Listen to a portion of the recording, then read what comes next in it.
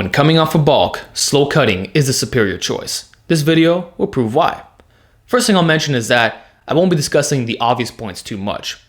Like, losing 15 pounds a month will increase the loss of muscle and strength. I think we already understand this intuitively.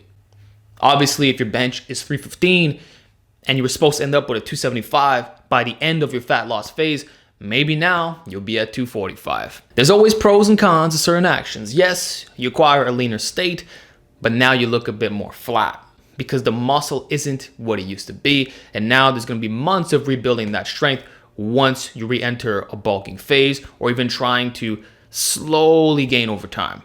And that could have been completely avoided had you just capped the calories to a certain extent. Not to mention the fact this could be extremely psychologically demoralizing. When you see the performance drop in week to week, what does that encourage? A f it mentality. Let's go even harder. 15 pounds a month? Screw that. Let's go 20. And you'd be surprised because some guys are actually doing this. They enter starvation mode, and now the effects I described are accelerated that much more because they couldn't handle the pain of losing the gain. So you might as well just leave it all behind you. Bad way to approach a cut. And then you end up with this flat, stringy appearance, not the aesthetics that you would hope for, which can also lead you down the path of getting shredded. Since there's more of a skinny fat type of look, you're gonna have to cut extra body fat. So aside from the gains factor, which I probably discussed in too much detail, but I hope you enjoyed that part nonetheless, let's discuss the things that not too many people talk about on this platform. Appetite control. When you cut the calories too low, let's keep it real. Don't lie to me, bro. You've experienced this. I have. We all have from being fucking morons. You're hungry as hell. You almost feel like you're starving, even though that's not actually going on. You got this extra reserve of body fat, but it's an absolute struggle that's completely discipline, willpower based. And what usually happens in this case is opening up your phone, staring at Uber Eats, because that's what you really want to do. And some guys jump on it. So now, not only are you aggressively cutting, you start to introduce more cheat meals into the mix because you can only take so much. Maybe instead of having one cheat meal a week, you increase it to 2. And the way you justify it is like, oh, I'm just going to do more cardio and drop the calories that much more on the next day. Big mistake. That's arguably the most catabolic way of approaching a fat loss phase because aside from the calories, your macro and micronutrients won't be on point. So say hello to even worse gains on the body recompositioning side. So that's just one thing I want to throw in. If you're not doing the cheat meal thing, okay, congratulations, bro. There's still the appetite that you never took care of. If you were eating slightly under your TDEE, consuming the same foods that you normally would, good, clean stuff, you wouldn't be starving. Instead, you might be 80% full. Isn't that a better option? Not to mention the fact that as you lose the weight more and more, the appetite will start to correct itself. So you would think, oh, that 80% fullness is going to drop to 70 and 60. No, it's quite the opposite. As the months pass by, it might be 85, 90, 95. Then you're 100% full from eating the same amount of food because now your stomach had the opportunity to shrink and you got used to the portion control. So if you're used to having, say, 2 packets of instant rice with a bit of veg and beans on the side, you don't just scrap out the rice completely and only have the protein and the veg.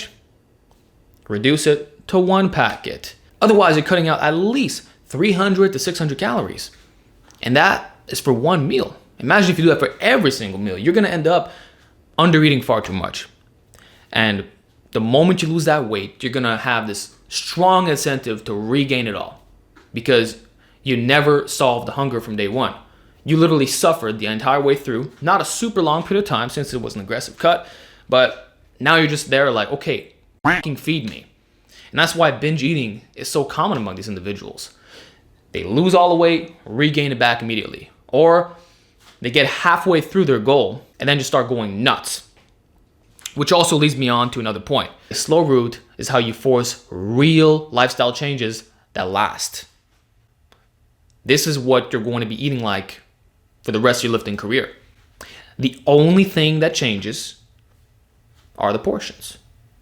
If you're bulking, you're eating a little bit more of the same stuff. And when you go through fat loss phases, you undereat very slightly.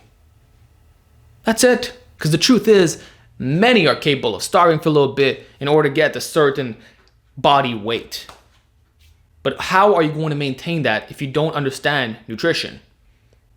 If your macros look like this day in and day out, if your appetite was fluctuating left and right, it's literally impossible to do things right when you did the complete opposite of what an optimal diet looks like. Because there's getting to the lean weight and then there's maintaining. And if there's no maintenance, then what was the fucking point of cutting and going through all that craziness? You might even get fatter. So for many of you, you might have to track your for a little bit. Get on Chronometer or MyFitnessPal. Consume whole plant foods. Get your whole grains in, your beans, your fruits, your lean cuts of whatever. Make sure you have a certain target that you're hitting, that you're not deficient in anything.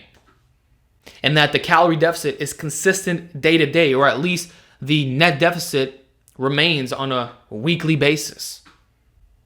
As long as you're avoiding the roller coaster syndrome, you're good to go. And that's how everything is going to go smoothly, not only during the cut itself, but for when it's finished, because that point is inevitable. So when you do it this way, now you've changed the way you approach food completely. And this is how you're going to stay lean and healthy for life while maximizing your muscle and strength gains. No longer will this ever be a struggle for you. Anyway, another important point that I don't hear too many people talking about is the energy aspect. You are going to feel like absolute garbage to the point where you're not going to be productive. If you're an entrepreneur, say hello to making less money, putting in less hours of work, just being a worse off version of yourself. Moody, low, you're put it like that. If you work a regular job, that day is going to drag. Not to mention the lack of focus being present.